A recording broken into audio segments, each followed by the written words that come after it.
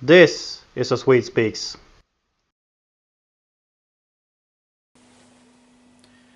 It is time to talk about last week in Islamic terror. So, let's get started with that.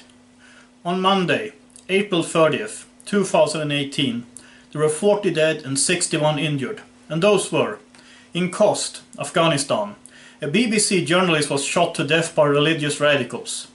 In Kandahar, Afghanistan, 11 children dead and 16 injured by a suicide bomber at a religious school. In Kabul, Afghanistan, 25 dead and 45 injured by a double suicide bombing on a group of journalists and first responders. In Baramulla, India, 3 civilians dead, gunned down by lashkar-e-toiba on Tuesday, May 1st. There were 149 dead and 162 injured. And among those were, in Tindimbavan, Mali, 17 elderly people burned alive by Islamic proponents. In Mubi, Nigeria, 86 dead and 58 injured by a teenage suicide bomber. In Bangui, Central African Republic, 16 dead and 96 injured when Muslim militia threw grenades and shot into a church. The pastor was among the dead.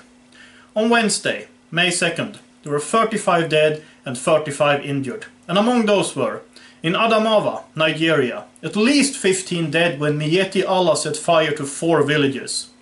In Hasaka, Syria, 3 children dead and 7 injured by an Islamic State landmine. In Tripoli, Libya, 12 dead and 20 injured when 2 suicide bombers stormed an election headquarters. On Thursday, May 3rd, there were 14 dead and 37 injured. And among those were, in Mandera, Kenya, 4 Christian quarry workers hacked to death with machetes by Islamic activists. In Attock, Pakistan, at least 2 dead and 13 injured when a suicide bomber struck a bus. In Dana, Syria, 4 dead, among them 2 aid workers, and 13 injured by jihadi car bombers. On Friday, May 4th, there were 15 dead and 17 injured. And among those were, in Badakhshan, Afghanistan, 3 locals murdered and 2 injured by the Taliban. In Abu Saida, Iraq, 3 civilians dead and 5 injured by a jihadi bomb blast. In Mainari Shuva, Nigeria, 3 dead and 9 injured when a suicide bomber rushed into a family home. On Saturday, May 5th, there were 18 dead and 24 injured. And among those were, in Gardes, Afghanistan, 2 dead and 5 injured in 2 separate attacks, one of them a suicide bombing. In The Hague, in the Netherlands, 3 injured, stabbed by a, quote, confused, close quote, man shouting praises to Allah. In Mabanda, Cameroon, 12 dead and 14 injured by 2 suicide bombers at a mosque. On Sunday, May 6th, there were 64 dead and 72 injured. And among those were, in Al-Bab, Syria, 6 dead and 20 injured during a violent clash between 2 groups fighting for Sharia. In Khost, Afghanistan, 17 dead and 37 injured by a Shahid bomb blast at a mosque. And in Dobli, Kenya, 15 dead by al-shabaab bombers. So last week there were 335 dead and 408 injured. Last month, April 2018, there were 899 dead and 940 injured. This year, 2018, there were 4,015 dead and 4,630 injured. Last year, 2017, there were 15,788 dead and 14,361 injured. So, as we can see, there were 335 unnecessary deaths and 408 unnecessary injuries last week, sadly.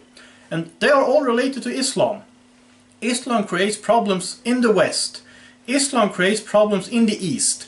Islam creates problems in the North, and Islam creates problems in the South. Islam creates problems in non-Islamic countries like Central African Republic, India and the Netherlands, and Islam creates problems in Islamic countries like Syria, Pakistan and Afghanistan. Basically, Islam does not work anywhere or any time. This is what we need to understand to address the problems caused by Islam, that Islam is the root cause.